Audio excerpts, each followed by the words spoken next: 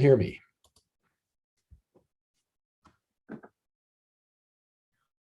All right, thank you. Good morning, good afternoon, good evening, wherever you might be on the planet today. My name is Paul Bethke, and I work at Iowa City Public Library as a children's cataloger and bookmobile driver. I'm here today to facilitate the following two presentations. The first one is titled A Project Briefing on Reimagine Descriptive Workflows, an overview of the project, how we got there, and next steps. And the second one, that one's being presented by Merrilee Proffitt. The second one is use of the Homosaurus as an alternative control vocabulary at the University of Kentucky Libraries. And that one is being presented by Adrian Williams. Just some housekeeping stuff first. If we can, I'll put up the screen that will show what we need to do. Here's a list of references about conduct and other useful resources for this particular session and for the overall conference totally. Sorry, tongue is getting tied. Anyway, I am co-facilitating with Tracy McCormick today. She will be the one who will be monitoring the chats and the various other streams. We do request that since this is a webinar that you use the Q&A channel in order to ask your questions. We will probably have some additional resources available on the ethics Slack channel later on when those are available. And anyway, without further ado, I'm going to introduce Merrilee, and we'll get her started on her part of the presentation. Merrilee works in OCLC research and provides project management skills and expert support to institutions within the OCLC Research Library Partnership. Her current projects and interests include supporting the work of unique and distinctive collections, how to develop better relationships between Wikimedia projects and cultural heritage institutions, and developing more inclusive descriptive practices. It's all yours, Merrilee. Okay, I think I just need the ability to share my screen. So I think you need to stop sharing or something needs to happen. Okay, let me try this again.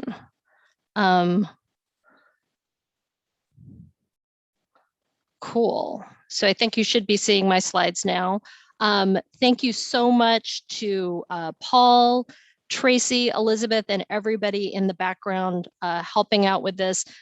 Since Paul is a bookmobile driver, I feel so comfortable with him in the driver's seat. So thank you for attending today's presentation on the Reimagine Descriptive Workflows project. I want to start off by giving a land acknowledgement. I want to acknowledge and give gratitude for the land that I live on, which is the unceded traditional land of the Chochenyo-Alani people. And I want to give thanks and recognition to the past and present leaders for their stewardship of this land. So I am a senior manager in OCLC Research. I work primarily with the OCLC Research Library Partnership, and I live in Oakland, California. So it's kind of early on the West Coast, but we're waking up to the LD4 conference. Oakland is just across the bay from San Francisco. We're a very distinct and vibrant community. We are the town, not the city. And that's a view from not from my house, but from a close walk from my house across the bay to San Francisco. And I've been with OCLC for about 20 years. Seems like yesterday that I joined. So I want to start by giving some background on the Reimagine Descriptive Workflows and put it in the context of other work that we're doing in OCLC. So like many organizations, probably like your organization, your library, OCLC is reflecting on equity, diversity, and inclusion, as well as taking action. There are many, many efforts going on across the organization. I'm going to be focusing on things that we're doing within OCLC research, particularly looking at the work that we've been doing around description. But I'd like to start by highlighting this blog post from earlier this year in which Pilar Martinez, who's the CEO of the Edmonton Public Library and also the OCLC Global Council Chair, summarized discussions on racial and social justice that were held by Global Council. So this is work that's going on within OCLC broadly. And I really love this blog post because she suggests that these activities, she suggests as a starting point, education, promotion, questioning, and informing. And I think that this is a really great framework for describing the work that we've been engaging in. OCLC staff have been informing ourselves by listening and learning in depth about these topics, probably as you are at your institution, questioning our practices, and then sharing what we've learned so that others can learn as well, and so that we can continue this super important conversation. So for many of us in OCLC research, certainly for me, I attended this talk by Dr. Kimberly Christian as part of our Distinguished Seminar Series in 2017. And this was a really pivotal moment. Many of us in OCLC described this as being a moment when we started to question how we do our work. Dr. Christian really pushed us to think about in terms of relationships rather than workflows, and in prioritizing reciprocity, engagement, and accountability. And I will say that this has been sort of a slow burn. And I think you'll see this reflected, that a lot of these efforts really take time, education, and awareness. There's not quick fixes. So kind of tracing this back to 2017, it seems like a long time ago, but on the other hand, educational efforts do take quite a long time. Another thing that we did in 2017, in seeking to listen and understand better the issues that form a shared challenge space within the OCLC Research Library Partnership, we heard that there was an important need for more inclusive and in respectful ways to describe collections, and that there are many barriers to doing this. We did this survey in 2017 across the OCLC Research Library Partnership, which was led by our metadata managers focus group, and that was broadly about equity, diversity, and inclusion efforts that are going on in those libraries. And although many institutions had active efforts in many EDI issues, they really struggled to find traction in areas around describing collections in respectful and anti-racist ways. And you'll see that metadata description and terminologies in the column on the right were ranked as top items they were planning to address, but had not yet been able to. The column on the left lists some areas where institutions had started to make some progress at that time. So this 2017 survey really proved foundational and a starting point for work that we've continued to build on. And it provided a clearer picture of the problem space, needs, and barriers. As we shared the insights from the surveys and discussed findings, those discussions took on an increasing sense of urgency and importance. And since that time, the OCLC Research Library Partnership has hosted several webinars and discussions on anti-racist description and collection stewardship. And I want to thank the OCLC Research Library Partnership Metadata Managers Focus Group for their leadership. I think that there are at least a few of you here in the audience today, and I want to let you know how much I and others really value your contribution.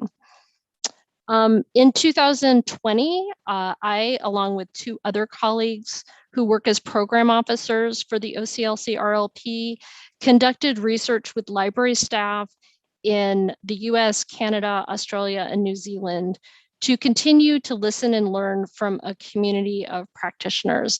And in these discussions, the challenges of implementing inclusive and respectful description related to Indigenous people was signaled as a pain point over and over again. And what emerged was a call for a systemic solution. And I think that this research that we did really helped to inform and give shape for OCLC to be able to take action in support of libraries. To summarize some of our findings, subject analysis, classification, authority control, cataloging practices are all part of naming and labeling practices. And there is an awful lot of obsolete and even racist terminology that is embedded within those systems. This terminology can and does undermine the success of community members, and importantly, libraries seeking to work with community members. It really erodes trust when you ask people to search on inappropriate terms in order to be able to get access to their history, language, and culture. Inaccurate and biased descriptions mischaracterize the experiences, memories, and achievements of these entire communities, and in some cases, many cases, renders communities invisible. They're not able to find themselves using the terms that they would expect to use.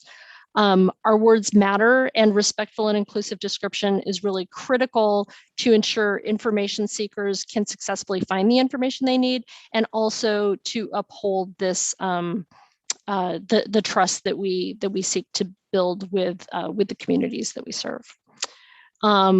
We also heard that this work is not simple or easy. It is it's time consuming. These are complex issues, and not only take education, but careful listening and development of dialogue in order to not only understand, but then be able to take action. And involving communities that are the objects of descriptions is a really critical component, and will be a very different way of working for many of us.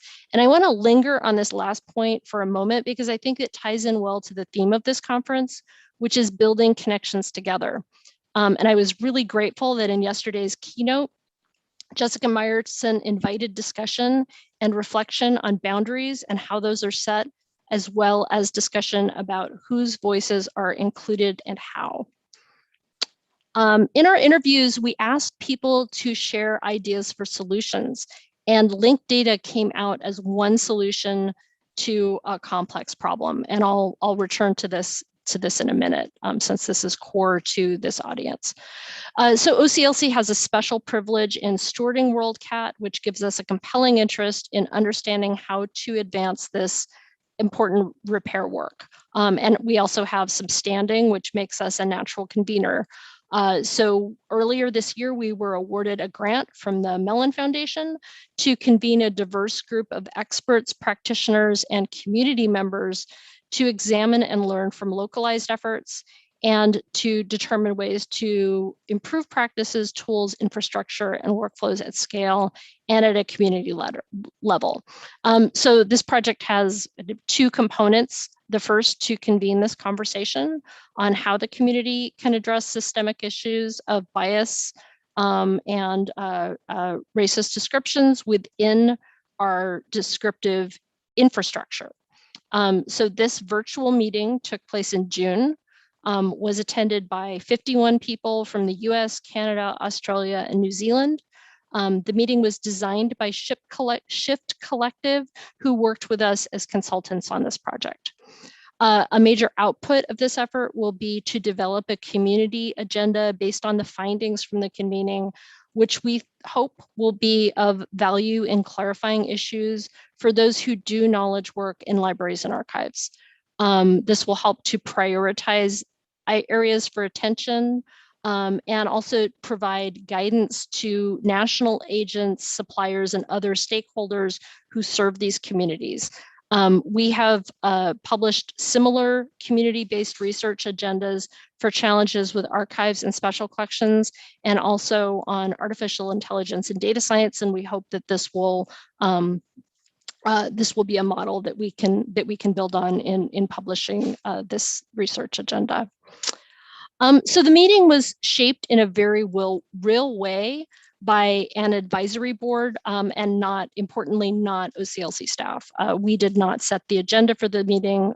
This wonderful advisory group was really at the heart of this project. It is a very active and engaged entity. And I think that some members of the advisory board are in attendance, as well as some of our meeting attendees. And I want to send gratitude to our advisory board for the work that they put in ahead of time in helping to create this event. Everybody who attends virtual meetings knows all the time and attention that goes into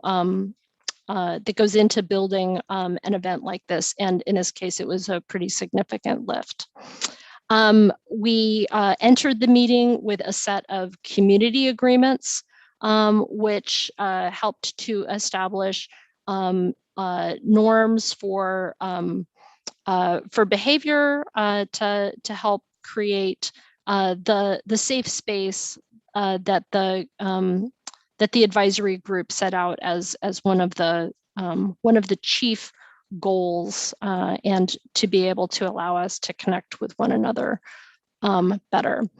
The group spent 3 days together, meeting for 2 and 3 hours a day, because Zoom fatigue is a real thing. And also we had people who were coming from the East Coast of North America all the way through to the middle of Australia. So the time zone significance was pretty significant. We had people staying beyond regular work hours, and also people getting up early to attend. And here's how we framed our time together during the 3 days. Most of the time was spent in small group discussions. We had 10 different breakout groups, each with a guide that provided some gentle facilitation, timekeeping, and also took notes on behalf of the group. We kept notes in Miro, which is a kind of ever-expanding whiteboard. In this case, the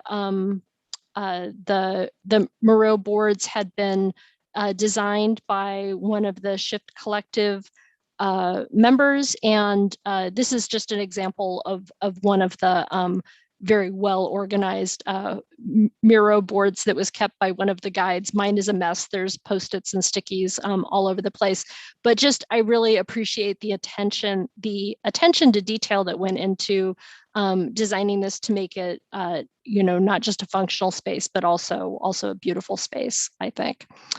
Between the second and the third days, the Shift team collected all the Post-it notes and stickies from the various discussion groups and mapped them to 11 design challenges. On the final day of the convening, groups adopted a design challenge and then explored questions related to the challenge. And this is by no means kind of the end of the story, but rather the beginning of the story. So in the remainder of this presentation, I'm going to take a closer look at just a few of the areas and see how discussions from the different groups started to map into a handful of these challenge areas. We're not going to be looking at all 11. I have a blog post that will be coming out soon, hopefully later this week, that will summarize all 11 of those challenges, and I'll share them on the conference hashtag when that blog post is available. So first I wanted to note, kind of returning to the previous research, that linked data did come up, but not in large ways. It came up in rather smaller ways than I had expected, given that it was mentioned consistently in our previous interviews. Some ideas that are connected to linked data, I think, is the idea of moving away from legacy systems and towards newer models that support open data. Although here the idea of open data and linked data are not implicitly linked, but we really need to go back to the transcripts for the groups and look more carefully and try to fish out some of those connections. These ideas and some others coalesced into one of the 11 design challenges, which is titled here, Connected Abundance, which looks at the challenges and opportunities around making the leap to new models and modes of working. I wanted to highlight another theme that emerged over the course of the convening and its corresponding design challenge. This theme is related to this overall conference theme, and to me, we're tied to some of the ideas that we discussed in the participatory keynote yesterday, so I wanted to pull this into the discussion. Convening participants expressed the need to meaningfully engage with communities and to have workflows that center community needs and incorporate opportunities to listen and better understand the communities that libraries serve. So this cluster of ideas formed the basis of this design challenge. stop and learn connecting with communities. And I want to give credit and a shout out to Dorothy Berry from Harvard University, who had stop and learn at the center of a workflow that she shared during the discussion group that I was part of during the convening. And I'm just really pleased that this stop and learn phraseology is part of the articulation of this design challenge. Finally, I'll share one more cluster of ideas, which is around both the values that we place around cataloging, which currently center throughput and efficiency. This was something that we heard in the interviews that we did in 2020 as well, this notion of cataloging culture, which balances kind of quick throughput and efficiency.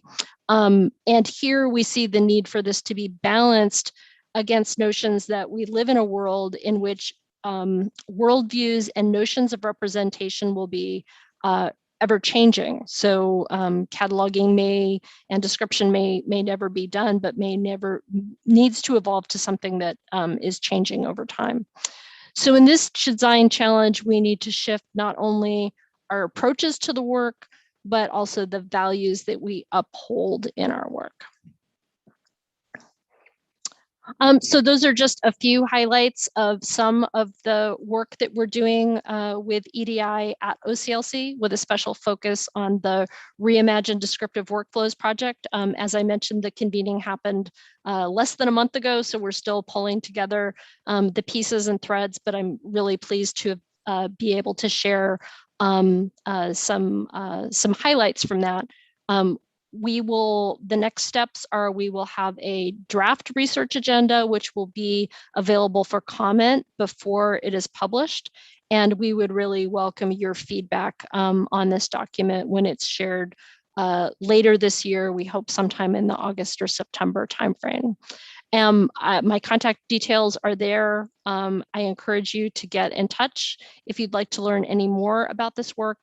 And I look forward to the discussion that we'll have together. And now I need to make it back over to Zoom.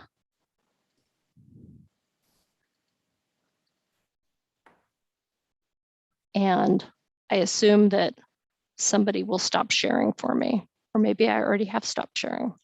Thanks.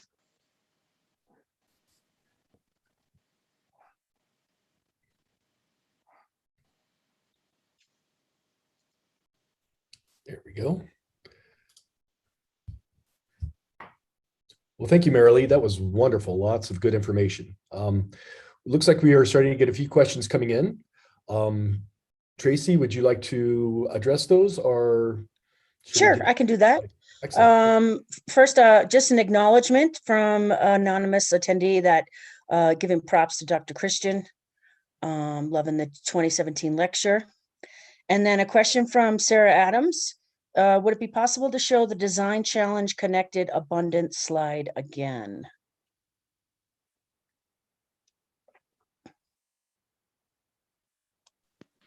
Sure. Let me just get back to that. And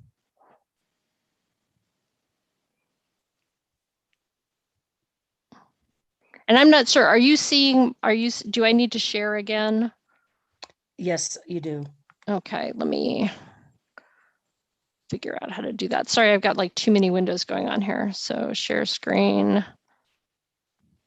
Here we go. We can leave that up.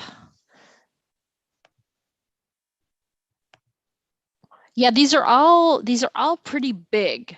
I will say that there's nothing like instructions, do this.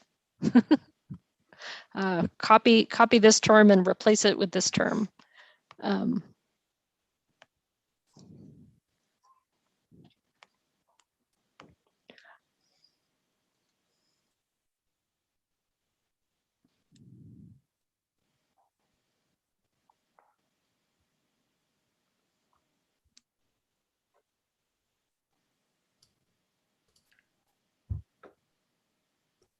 Well, I'd like to ask a question since it seems to be a little sparse in the Q&A. Please, we'll give people some time to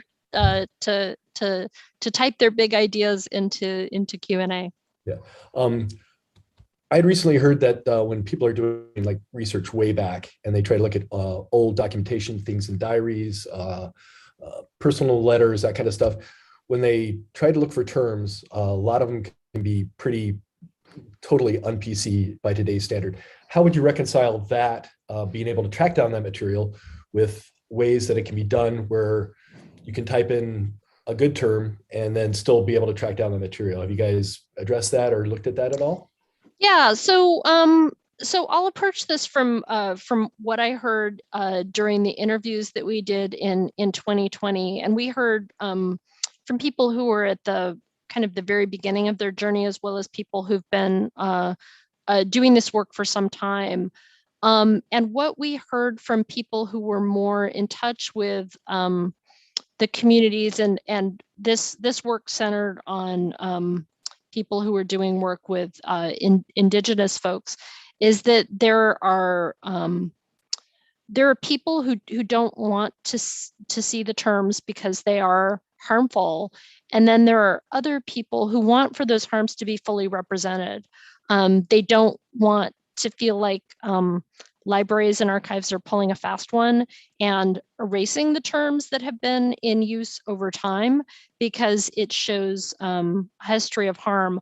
Also, researchers know that those terms are out there and maybe using them as alternate terms to get to resources. So, as you mentioned, Paul, there are terms that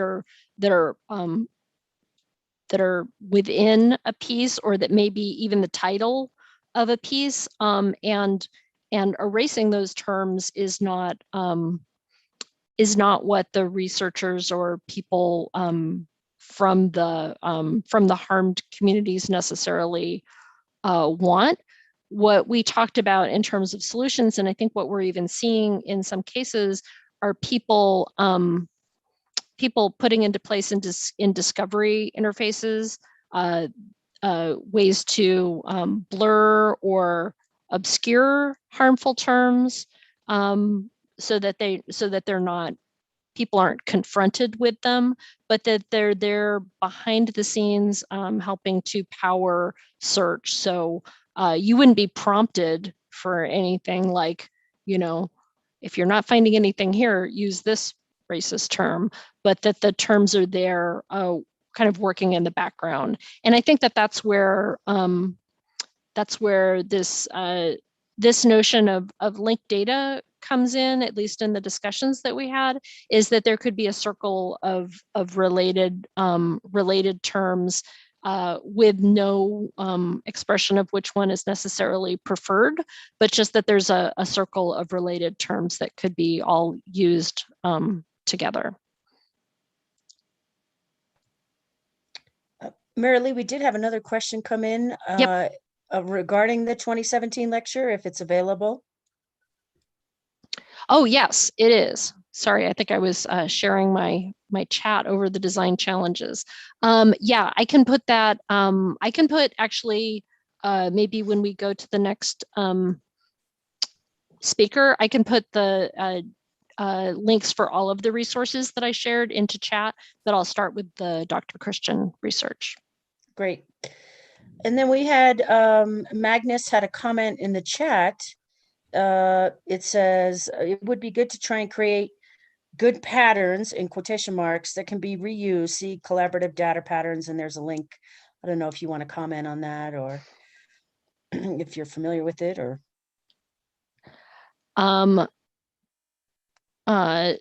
Let's see. I'm gonna just.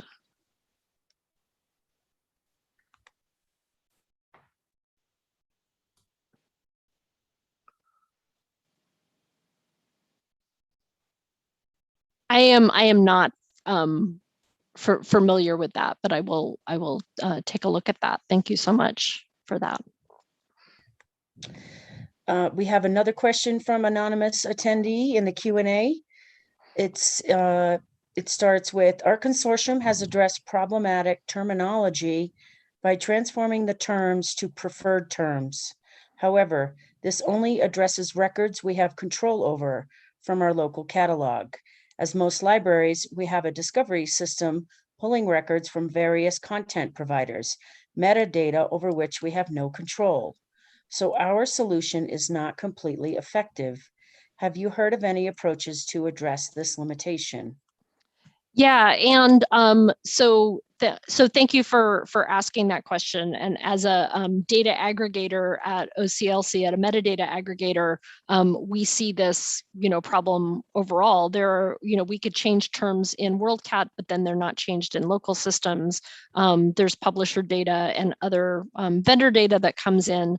So part of the Reimagine Descriptive Workflows project is we would really like to socialize findings with all members of the stakeholder chain, because metadata, there's a whole chain of creation with metadata. It comes from libraries certainly, but also from publishers and other sources. When we talked to folks in Canada, they talked about getting publishers and vendors on board with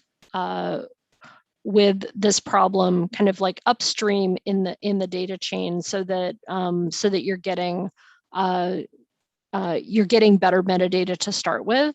But there really is this whole metadata ecosystem. So in talking to people at HathiTrust and elsewhere, any DPLA, anybody who aggregates metadata really sees and feels this pretty keenly, that it needs to be that there's not just one place where metadata needs to be fixed, but it's a whole ecosystem. And I see that there's a question about who is on the advisory board. I will share a link that that lists all those people out, and the blog post that will come out, I hope later this week, will have a listing of all the attendees as well. Yep, thank you for that.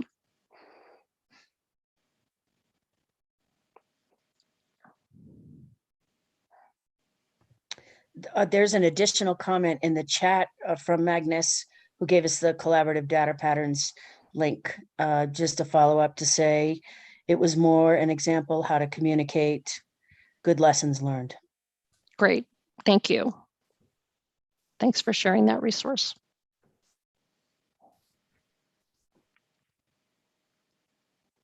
All right, if there are no more questions at this time, we can continue the conversation in the #ethics channel on our Slack site. So feel free to continue on, and Merrilee provided her contact information. So lots of good interaction here. Liked it a lot. Thank you much, Merrilee. Now we're on to our next presenter. And before we start, I had neglected to mention that I want to acknowledge gratitude and residence on the historically Sauk and Meskwaki and Kickapoo lands. That's where Eastern Iowa is. And I know there's at least one attendee who also lives here. So wanted to get that out of the way. Now, anyway, let's move on to Adrian Williams. And I've got a little bit of a descriptive bio for her here, or excuse me, for them here. They have been a cataloging and metadata librarian at the University of Kentucky Libraries since 2020. They perform original and complex cataloging and formulate projects on metadata enhancements and remediation. Their research interests include alternative controlled vocabularies, inclusive subject headings, and linked data.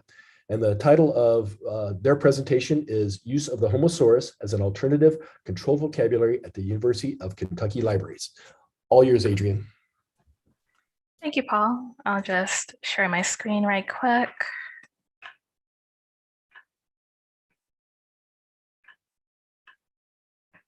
Okay. And I'll also be starting off with the land acknowledgement statement. The University of Kentucky's campuses sit on the homelands of the Shawnee tribe, Chickasaw Nation, Cherokee Nation, and Yuchi people. Many of these people were forcibly removed from these lands and paths, but I acknowledge their past, present, and future right to this land. I acknowledge that the university's first buildings and properties were purchased using funds donated from wealthy citizens of Lexington, some of whom were slave owners whose wealth was acquired through the labor of enslaved Black Americans. The Libraries is committed to reparative justice through our collection and development, cataloging, and reference and instruction policy and practices. To support the return sovereignty of Indigenous lands, attendees can go to landback.org or to narf.org/donate. To help support Black Americans in Kentucky, as well as across the United States, you can donate to any of the bailout mutual funds in this third link here, as well as to the Kentucky Center for African American Heritage. I want to thank the organizers for this year's LD4 conference and the moderators for this session, Paul and Tracy. I also want to thank the editorial board and all of the contributors to the Homosaurus who made the project that I'm going to be talking about today possible. My presentation will be a listening session in which I'll discuss the lead up to, methodology, and current impact of a retrospective enhancement of our LGBTQ related library resources, as well as next steps we're going to be taking going forward. Because my progress for this project has been relatively low tech, my hope for this presentation is to communicate that this type of project can be done at multiple libraries, regardless of the cataloger's expertise in linked data. Just a little background for you all. The University of Kentucky is a public land-grant university in Lexington, Kentucky. Our library system serves approximately 30,000 undergraduate and graduate students, 12,000 staff employees, and 2,000 faculty members. UK Library's cataloging and metadata department has 11 employees, and the majority of subject assignment and classification work is done by faculty catalogers, of which there are 4.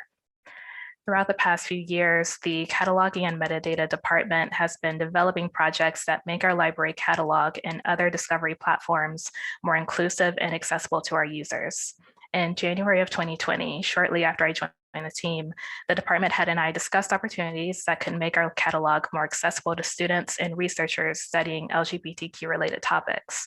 We ultimately decided that I would work on a proof of concept for using the Homosaurus controlled vocabulary in our bibliographic records. Homosaurus is an international linked data vocabulary that is available to access from homosaurus.org. Its development began in 1997 in the Netherlands at the International Homo Lesbian Information Center and Archives, which is now called ILIA LGBTI Heritage. Originally, it was an internal offline thesaurus that focused mostly on terms about gay and lesbian life and culture.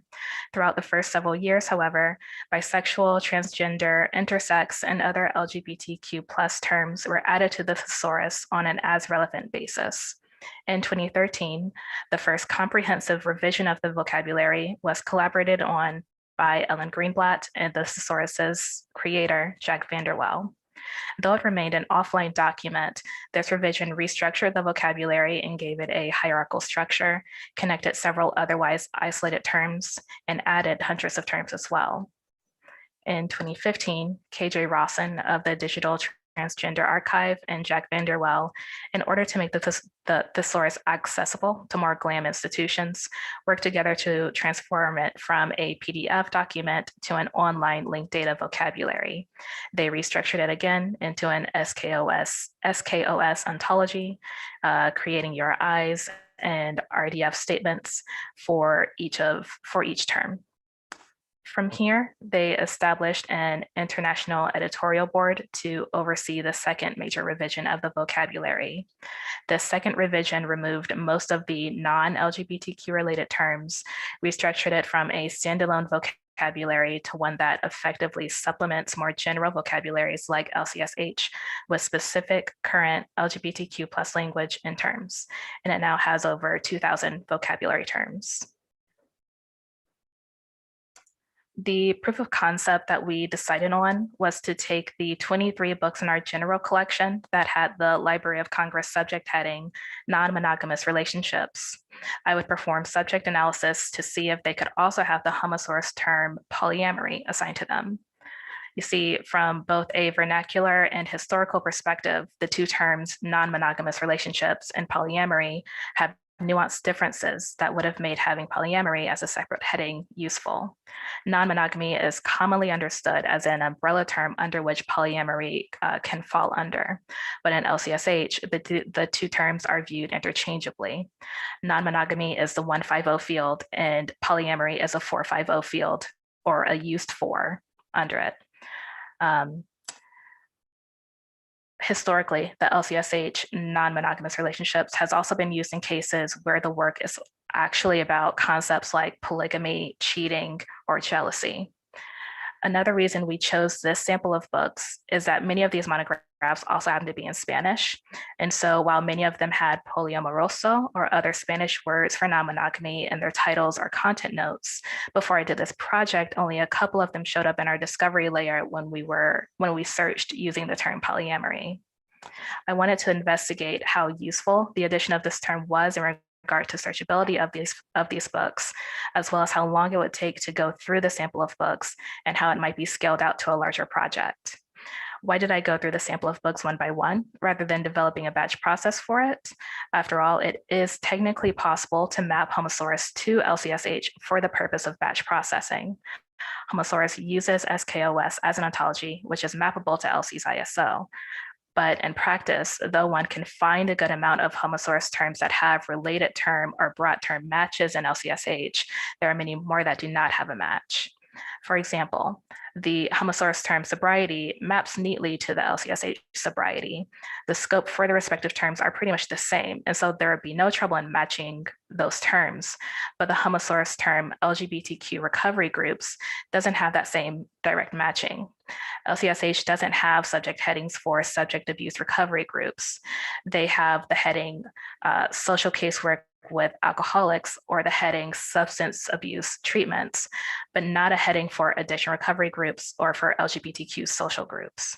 And so to provide a more nuanced and accurate assignment of terms in this proof of concept, I went through the books one by one. And I found that out of the 23 books with the LCSH non-monogamous relationships, 20 of them could have the Homosaurus term polyamory added to them. This first small project took me about a week, and after doing so, a subject search in our discovery layer for polyamory increased from 8 results before I did this to 20 after I added the term. The success of this first small project led me to a second larger one later on in 2020. This time, I pulled a report of all of the unsuppressed bibliographic records in our catalog that had the LCSH heading sexual minorities. The sexual minorities subject heading is the broad term that is assigned to books about LGBTQ plus people as a group. Though the term is technically correct and has literary warrant, it isn't how most LGBTQ plus people describe or search for themselves, nor is it how many undergraduates and younger researchers would search for LGBTQ related library resources. And I wasn't taking sexual minorities out of the catalog. It still is in there. I'm just adding terms to make that record more accessible. So in the library's catalog, we have about 400 unsuppressed records with the subject heading sexual minorities. The vast majority of these are monographs with several audiovisual materials and serials also extant. The subject assignment that had been done for these materials prior to this enhancement project wavered between fairly accurate to extremely broad. Some were encyclopedias for LGBTQ studies that could reasonably only have the sexual minority subject heading, while others were about very specific LGBTQ topics that LCSH couldn't fully account for. I'll be giving a few more examples once we get into the NPEC session of this talk. But one that I'll give now is the 2007 monograph, Head Over Heels, Wives Who Stay with Crossdressers and Transsexuals. The LCSH for this monograph were wives, marriage, and sexual minorities, family relationships. There's also the mesh heading transsexualism. Altogether, it was about as accurate as LCSH could have been at the time of the BIP records creation, but Homosaurus has a couple of even more accurate terms that could help users find this book. I added the terms partners of crossdressers and partners of transgender people to the BIP record. For both the proof of concept and for this larger project, I've been adding Homosaurus terms into the library materials master records and OCLC connection. I've done this so that other libraries who have holdings for these materials and are interested in also having Homosaurus terms in their catalog won't have to do as much work on their end. For UK libraries, we already had these BIP records in our catalog, and so I've been adding the Homosource terms into the master records, replacing that new version of the bib record in OCLC, and then exporting and overlaying that new version into our ALMA instance. There are 2 places to put Homosource terms in the Marc record: the 650 field for subject terms and the 655 field for genre form terms. The first indicator can be left blank or made a 1 to indicate that this is a primary heading for the title, or a 2 to indicate that it's a secondary heading for the title. The second indicator is 7, which indicates that the source code for the controlled vocabulary is present in the delimiter 2 field. If you do copy your original cataloging, you've probably seen a lot of 6507 fields with fast headings in them, or GND headings from the German National Library, or remote headings for French subject headings. These headings in 65X7 fields are all supplementing or otherwise making up for LCSH's limitations in international and inclusive description. As I said earlier, this is not a process that could be done using a batch or automated process as far as I could see. It required me to take a more long-term analog approach. The library materials to which the LCSH heading sexual minorities was assigned were about a myriad of topics. Other than the Homosource term LGBTQ people, there wasn't a term that I could use to replace sexual minorities in a blanket fashion. My intention at the onset of this project and throughout has been to take another look at all these books and see if there were more accurate, appropriate terms that could be assigned to them. I'm about 40% of the way through the 400 records, and I'm now going to talk about what impact has been seen so far. I'm going to show some numbers, as well as discuss a few example bibliographic records and discuss how what's been added to them improves the findability of the works. Many of the monographs that we have on LGBTQ topics have to do with the mental and physical health of LGBTQ people, around 30. Discrimination and violence against LGBTQ people, activism and political action by the LGBTQ community and individuals from that community, and LGBTQ health and LGBTQ youth and education. I found that for some of the older texts, especially, the LCSH sexual minorities would be assigned, even though the monograph was about gay men and lesbians exclusively. I was able to add Homosource terms specific to those 2 groups, as well as to revise the LCSH to better fit those occasional books. For the materials on activism and political action, I found that though LCSH was good for historical materials about gay politicians and the gay liberation movement, it doesn't have what is needed for more current and general activism. LCSH also has the headings gay activists and lesbian activists, but not bisexual activists or transgender activists, which Homosource does have. I was able to add Homosource terms like activism, LGBTQ, transgender activism, lesbian political activists, etc., to several of our library materials. An example of this is the book Intersectionality and LGBT Activist Politics, Multiple Others in Croatia and Serbia. The LCSH for this monograph are Sexual Minorities Croatia, Sexual Minorities Serbia, and Intersectionality Sociology. And this book discusses activism across the LGBT community. I was able to add the term activism LGBTQ to the bib record and thus improve the findability of that book. Homosaurus was also helpful for materials about non-Eurocentric identities. The book Gender Diversity in Indonesia, Sexuality, Islam, and Queer Selves centers on gender diverse people in Indonesia. The LCSH on the bib record are Gender Nonconforming People, Indonesia, and Sexual Minorities, Indonesia. Homosaurus has the specific gender terms that are used in the book, kalalai, kalabai, and busu. These 3 genders do not fall under the Western concept of transgenderism. Also, though they have faced increased discrimination and persecution in recent years, historically, these genders are not non-conforming or non-normative. Rather, they are an integrated part of the culture. Adding these specific gender terms, as well as the term intersex, which is also discussed in the book, helps not only improve its findability, but also the accuracy of the bib record's description. One issue I happened to have during this project was when I was assigning terms related to certain ethnicities. There aren't any terms in Homosaurus for LGBTQ Arabs, and since LCSH couldn't fill that subject gap either, I had to leave the books we have on them as is for the time being. There are also a few books we have on LGBTQ Caribbean history and culture that I also had to leave as is. Because though Homosaurus has the term Afro-Caribbeans LGBTQ, it doesn't have one for the larger Caribbean LGBTQ population, and not all Caribbean people are of African descent. I will say that the Homosaurus editorial board's policy for term proposals is quite a bit easier than the Library of Congress's for LCSH proposals. There's a simple contact form in the top navigation bar of their website, and they review term proposals on a quarterly basis. The new and revised terms that they've decided on are also easily accessible in the releases tab of their website. As said earlier, I'm almost halfway through this current project, and in the coming months, I'll be continuing on with this work and hopefully finishing by the end of the year.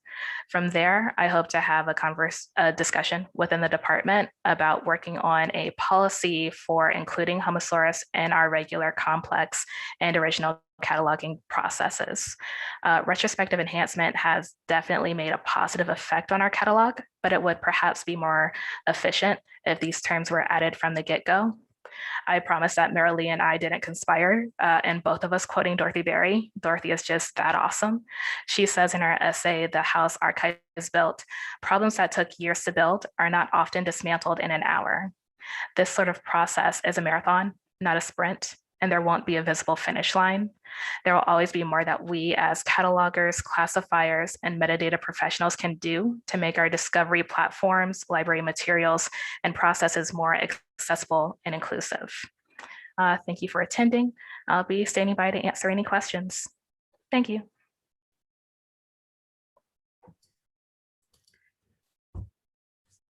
Thank you, Adrian. That was wonderful. A lot of good information there. I know we'll try to apply some of that here at my institution as well. All right. Well, it's wide open for questions. I think there's a lot here that people could get into discussion about. So let's hear it out there. So Adrian, a couple of things came in on the chat from Adam. And I think you hit on this, but I don't know if you want to dig a little more deeply into it, but have you considered making SACO proposals to add missing terms, for example, bisexual activists into LCSH? Many of these concepts could be in LCSH. It just takes making a proposal to add them. Definitely, Adam. I'm not NAICS or SACO certified myself, but our director of assessment is, and so she does the proposals for that at our institution. So yes, it is something that we do, but this was the way that we approach this project is that Homosaurus is, of course, a useful and wonderful thing to have in our catalog while SCSH is making those changes, I would say. We're not going to get to every record, but it will improve our catalog overall. I'm just going to follow up one more from Adam here. Did you have to make changes in your discovery system to be able to search and display Homosaurus terms? We did. Our ILS coordinator had to turn, we have some 6507 fields that we have turned off from being exported into our system, but we do allow GND, and he turned on allowing Homo IT as well. And on the Primo discovery layer, he turned on the searchability of that as well. I honestly can't go into how he did this because I don't know. He did it. But we use AMA and Primo, and it was more a selection and deselection sort of thing than a arduous process is what I got the sense of. Underneath that, Sarah's given us a link to the House Archives build. It's a great article. shout out to you from Claudia, fantastic work. And then I'm going to read one more from the chat, and then I'm going to head over to the Q&A. From Jay, I'm on the Homosaurus editorial board, and I would imagine some other board members who have been on longer than I have also are, if people have questions. And I'm going to jump over to the Q&A real quick. From Anonymous, this is fantastic work, Adrian. Thank you for sharing. Do you know if there's work being done at OCLC or Homosaurus to make it easier for these terms to be updated in records if they are updated in Homosaurus? Do you know if there's work being done? Sorry, I'm just rereading the question. Sure. Do you know if there's work being done on OCLC or Homosaurus to make it easier for these terms to be added? Well, if Jay or KJ want to answer that, they are on the editorial board and they're here in the chat. I certainly can't speak as well to that as they would.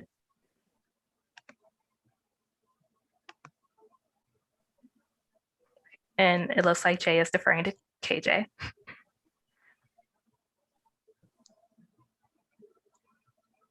Okay.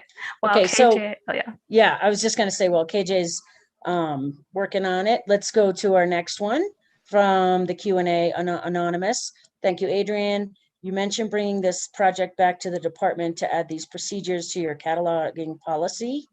Does your cataloging department have a cataloging policy that addresses any other EDI-related cataloging procedures?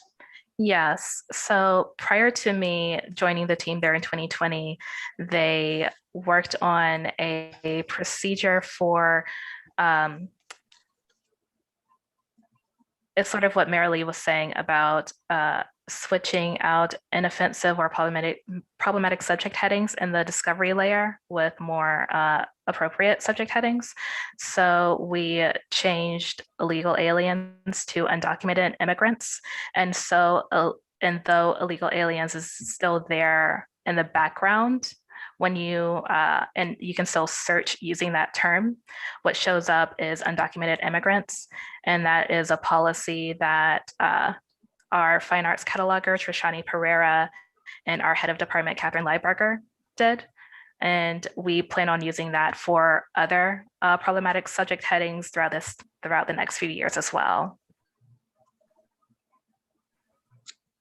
Okay, I'm going to move to the next question in the Q&A from Anonymous.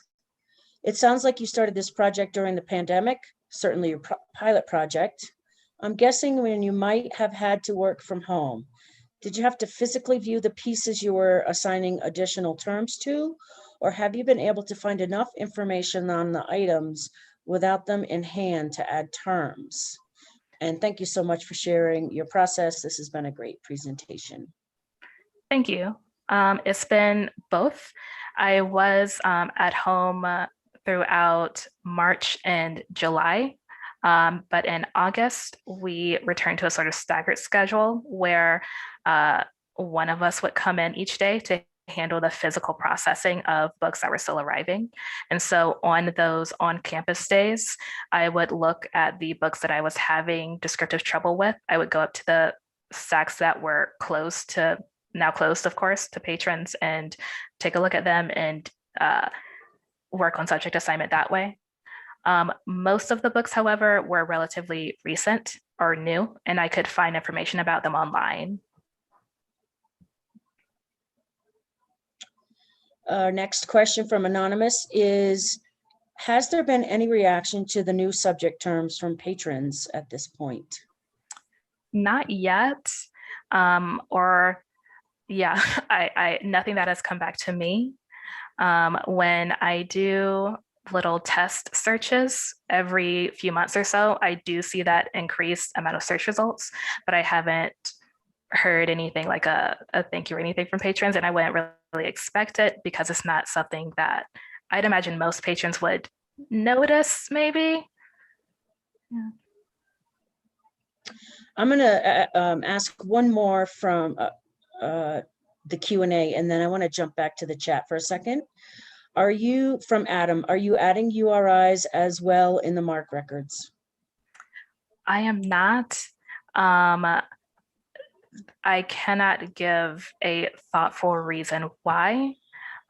It was just that in the records that I'd seen from others that had added Homosaurus and master records, I hadn't seen URIs, and so I kind of just followed their example. Now, being a year out from that, I do have some regret about that, because of course it will make future linked data sort of mapping, more difficult. And so when I have the time, eventually I do want to go back to the 150 records that I've done and add those URIs. But yeah, I didn't. So it looks like from the chat, Elizabeth has given speaking privileges. And so I want to invite either Jay and or KJ or anyone else who can speak to some of the Homosource editorial board work to chime in at this point if they'd like to.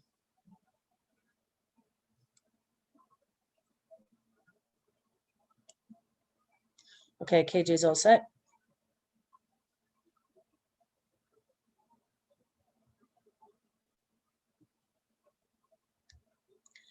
I'll just read above from KJ. We are also considering shifting from word-based URIs to numeric, which would allow us to stabilize our concepts more and will accommodate for multi-language translations functionality we're scoping out at the moment.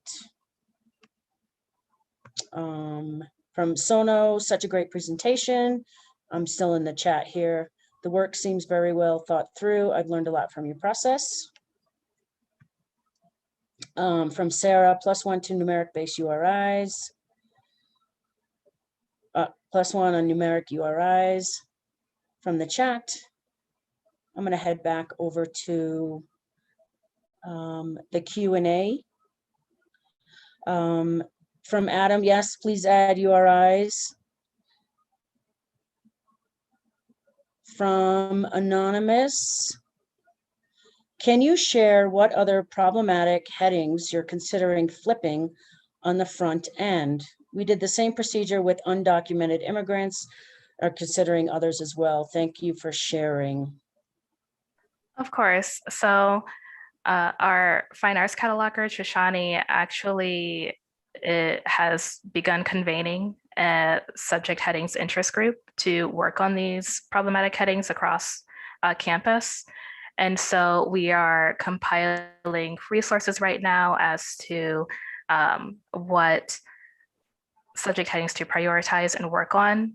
We have a Microsoft Teams site in which we're sharing resources, and one resource that I've added to the resource site is the Cataloging Lab's list of problematic LCSH. I'd imagine that a good amount of what we'll be looking at and not replacing, but switching the visibility of, are these from this list, as well as any others that our interest group comes up with.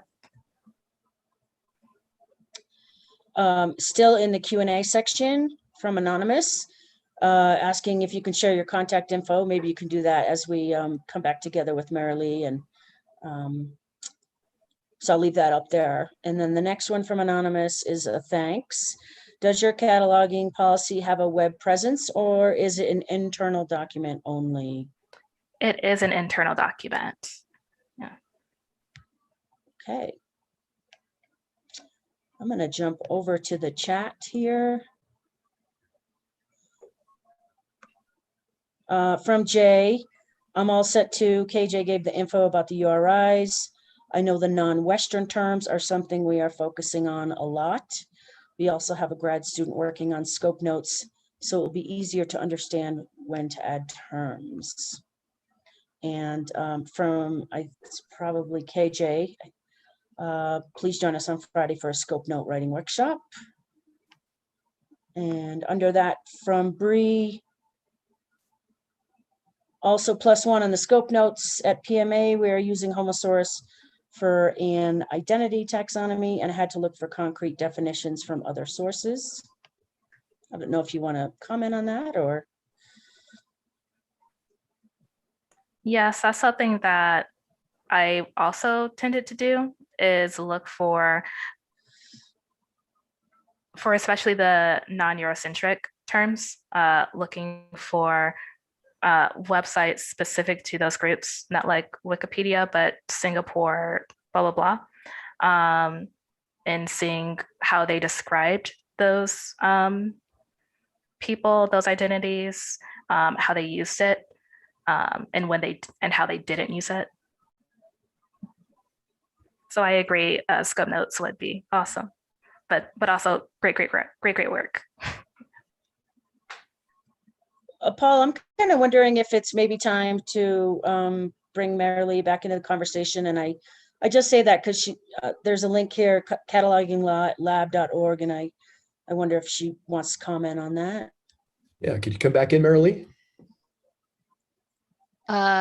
Sure. I just put that into the chat because Adrian mentioned the cataloging lab. So I just wanted to share out a link to that great resource. Any additional questions from anybody out there? All right, if you do think of things later, please put them into the Slack channel under #ethics. Oh, looks like one just popped up. So from Sarah Adams, I can go ahead and read it, Tracy.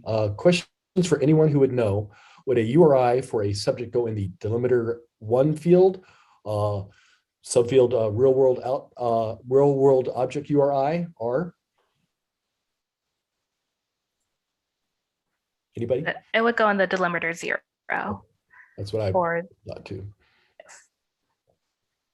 All right. So Sarah, does that answer your question?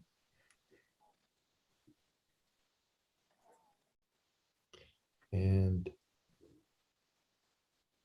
Adrian, don't forget to reshare your contact information. All right, excellent. Well, big thank you to Adrian and Merrilee. These were very good conversations. I know it's going to impact my particular workspace in a lot of ways, so we'll be looking into all those good resources. I'd also like to give a shout out to Tracy for handling the heavy lifting of the Q&A, and to Elizabeth for her backup behind the scenes. Want to encourage you to attend the afternoon sessions coming up, or the morning sessions, or the late evening, depending on where you live. So far, I think people are really enjoying this conference. I know I am. So without further ado, I'd like to say farewell to everybody. Goodbye.